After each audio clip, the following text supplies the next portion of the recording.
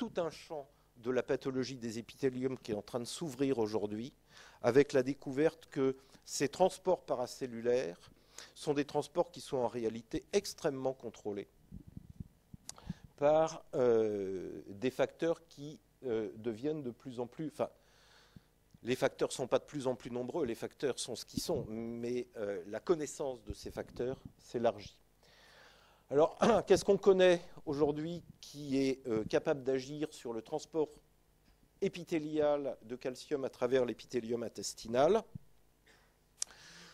Certains facteurs sont connus comme étant des stimulants, et je vous en ai cité un, comme la 1,25 dihydroxyvitamine D, mais il y en a d'autres, et puis certains facteurs sont des inhibiteurs, au contraire. Donc la carence calcique est un stimulant de l'absorption, mais stimuler quelque chose qui n'est pas là, c'est bien dans l'esprit, mais ça n'a pas beaucoup de conséquences positives. La croissance est une situation au cours de laquelle l'absorption intestinale de calcium est favorisée. Un enfant et un adolescent extrait une plus grande proportion du calcium alimentaire que n'est capable de le faire un adulte, et on va observer la même chose pendant la grossesse. Parce que pendant la grossesse, il y a évidemment une préoccupation qui est celle de minéraliser le produit de conception de manière à ce que le jour fatidique,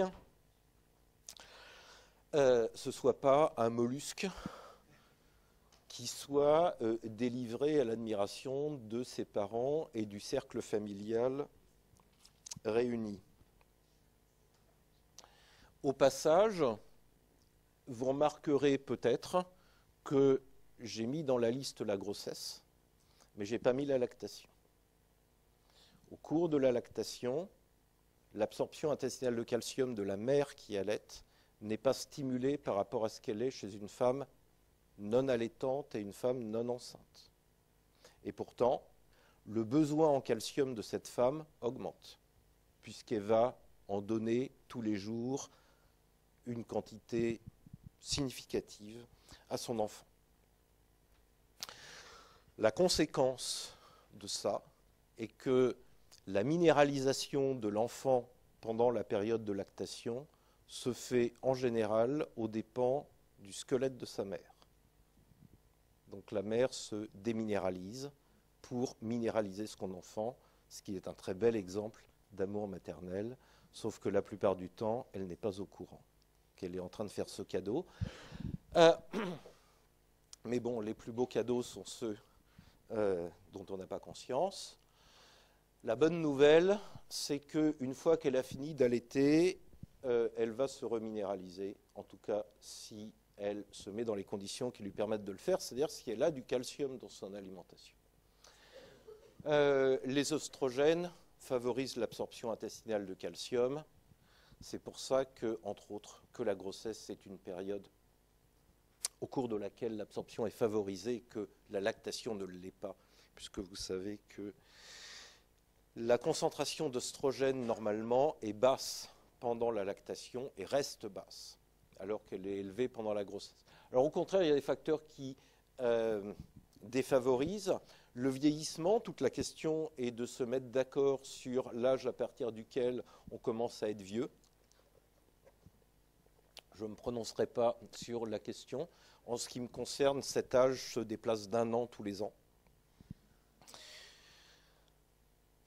Les glucocorticoïdes défavorisent l'absorption intestinale de calcium, de même que les hormones thyroïdiennes. Et puis, je vous ai donné 2 exemples de molécules anioniques qui sont capables de complexer le calcium dans la lumière, par exemple l'oxalate, par exemple les phytates, et défavoriser son absorption intestinale. Donc, je vous raconterai ça l'année prochaine. Ce sur quoi je voulais attirer votre attention, c'était, parce que je crois que ça n'a pas tellement changé, même si cette enquête a maintenant presque 20 ans, c'était le comportement de la population française à différents âges de la vie vis-à-vis des apports calciques alimentaires. Donc il y a 4 catégories qui sont considérées. les enfants de 3 à 9 ans, les adolescents de 10 à 18 ans, les adultes et les plus de 55 ans. Donc il faut comprendre que les plus de 55 ans sont plus des adultes, mais je ne suis pas responsable de cette classification. Et puis alors vous avez un code couleur. Les colonnes rouges, c'est les apports de 0 à 400 mg de calcium par jour. L'orange foncé, c'est 400 à 600. L'orange clair, c'est 600 à 800. Enfin bon, vous êtes capable de lire. Et ce qui est représenté en ordonnée, c'est le pourcentage de la population qui a tel type d'apport ou telle quantité d'apport pour chacune des tranches d'âge. Enfin, cette flèche, ici, surmontée du sigle ANC, veut dire apport nutritionnel conseillé. Donc les apports nutritionnels conseillés chez l'enfant de 3 à 9 ans sont de 600 à 800 mg par jour. Chez les adolescents, sont de 1200 à 1600 mg par jour. Chez les adultes, sont de 800 à 1000 mg par jour. Et chez les sujets de plus de 55 ans, sont de l'ordre de 1200 à 1600 mg par jour. Qu'est-ce qu'on tire comme information de ça? On tire des informations qui vont avoir des conséquences médicales, et puis on tire des informations qui sont sociologiques. Comme vous le voyez, la majorité des enfants de 3 à 9 ans ont des apports calciques qui sont largement supérieurs à ce dont ils ont besoin. C'est pas grave. Qu'est-ce que ça veut dire? Ça veut dire qu'un enfant de 3 à 9 ans est obéissant. Il mange ce qu'on lui donne à manger. Maintenant, on passe aux adolescents. Eh bien, l'adolescent n'est pas obéissant. L'adolescent prend son autonomie et il est largement, ou la majorité d'entre eux, en tout cas à l'époque où a été faite cette enquête, était en situation d'insuffisance d'apport calcique. Parce que quand maman dit « mange ton yaourt » et qu'on a 14 ans, eh ben, on a d'autres préoccupations et que ça agace. Donc on ne le fait plus, mais ce n'est pas une bonne idée de ne plus le faire, mais les choses sont celles-là. À peu près la moitié des adultes ont des apports calciques alimentaires insuffisants. Et la situation est catastrophique pour les gens de plus de 55 ans, où l'immense majorité d'entre eux a des apports calciques alimentaires qui sont inférieurs à ce qui serait souhaitable.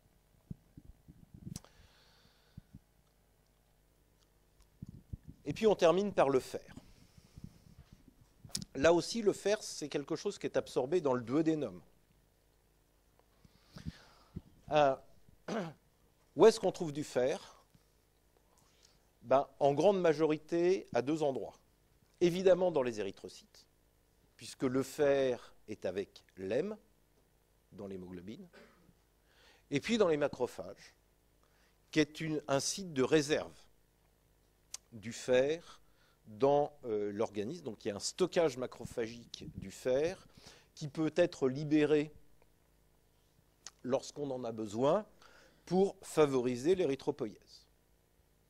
C'est une des raisons pour lesquelles, quand ce fer macrophagique ne peut pas être libéré, on peut voir apparaître l'apparition d'une anémie, puisque ce fer n'est plus mis à la disposition de l'érythropoïèse.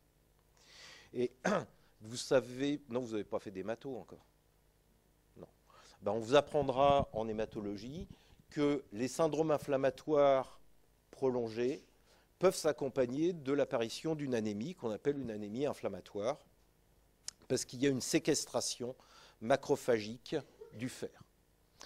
En dehors de ces sites où est majoritairement présenté le fer, ben, il y en a relativement peu ailleurs.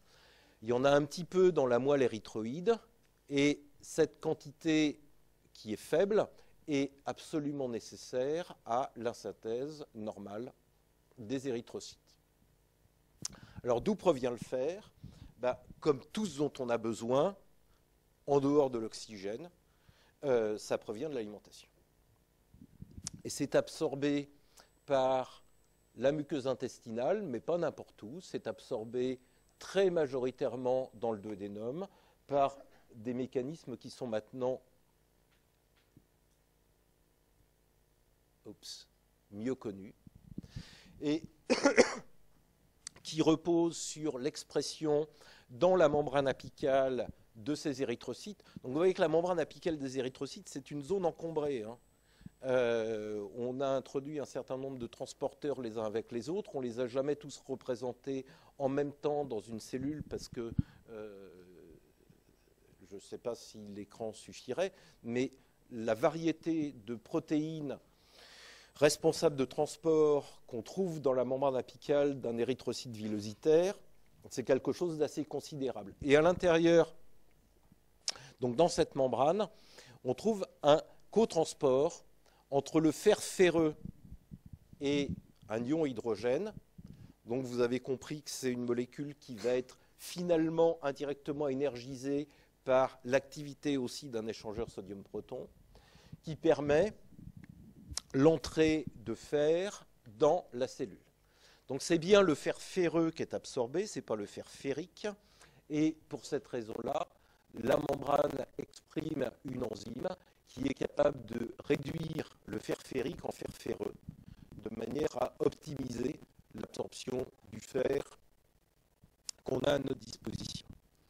Le fer peut aussi être absorbé sous forme d'hème, puisqu'il y a du sang où il peut y avoir du sang et donc de l'hème dans la lumière du tube digestif. Donc il y a une capacité de réabsorption de l'hème, mais les mécanismes ne sont pas extrêmement bien connus. Si le fer est rentré sous forme d'hème, il faut le libérer, et pour ce faire, il y a une enzyme qui est une hème oxygénase, et le fer va être ensuite exporté à travers la membrane basolatérale par une protéine qui porte ce nom d'IREG1. Ce transport est régulé de manière à ce que, en situation de carence alimentaire en fer ou d'anémie, on favorise l'absorption intestinale du fer et qu'au contraire on la défavorise dans les situations d'excès de fer, ce qui est quelque chose qui peut aussi exister. Et l'enzyme qui joue un rôle absolument essentiel dans le contrôle de ce transport intestinal de fer est une hormone qui a été découverte par hasard il y a maintenant presque 20 ans, pas loin d'ici, à l'hôpital Cochin. Donc, c'est assez amusant de savoir et de contempler de temps en temps comment est-ce que les choses sont découvertes.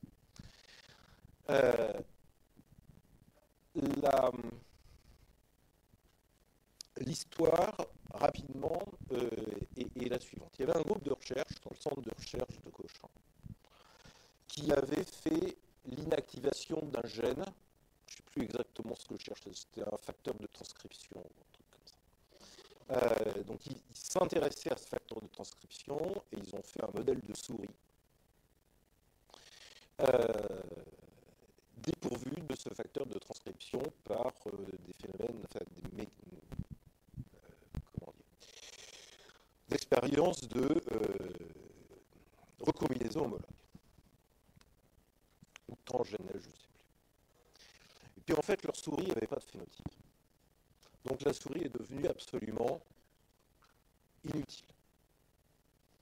Jusqu'au jour où, par hasard, quelqu'un qui venait visiter le labo est tombé sur une de ces souris qui avait été disséquée, qui avait le bide ouvert. Et il se trouve que ce mec était un spécialiste de l'hémochromatose. L'hémochromatose, c'est une maladie de surcharge en fer. Et il a regardé le foie de la souris, il a dit, mais votre souris, elle a une hémochromatose. Ce que personne n'avait vu, parce que les gens qui travaillaient sur ce modèle de souris n'étaient absolument pas des gens du métabolisme du fer, donc ils ne savaient pas reconnaître une hémochromatose. Donc ils étaient passés à pieds joints, mais comme n'importe qui d'autre l'aurait fait, à côté du phénotype intéressant de la souris. Et là, ils se sont dit, ah, il y a peut-être quelque chose à creuser. Donc ils ont regardé quelles étaient la construction qu'ils avaient fait, et ils se sont rendus compte qu'au lieu de flinguer un gène, ils en avaient flingué deux. Celui auquel ils s'intéressaient et celui qui était à côté, sans le faire exprès. Celui qui était intéressant, c'était celui qui était à côté. Et ils ont découvert comme ça le gène de l'hepsidine. Donc le nom de cette hormone, c'est l'hepsidine, HEP-CIDINE, qui est un répresseur de l'absorption intestinale du fer. Donc il va être sécrété lorsqu'on est en surcharge en fer de manière à défavoriser l'absorption intestinale du fer, et qui au contraire va être inhibé lorsqu'on est en carence en fer de manière à favoriser l'absorption intestinale du fer. Et vous comprenez facilement qu'un animal qui n'a plus d'hepsidine, il se comporte en permanence comme un animal qui est en carence en fer, même s'il ne l'est pas, et il est de ce fait-là avec un phénotype qui est un phénotype d'hyperabsorption intestinale du fer permanent, et il développe une surcharge en fer, dont une manifestation est l'hémochromatose hépatique.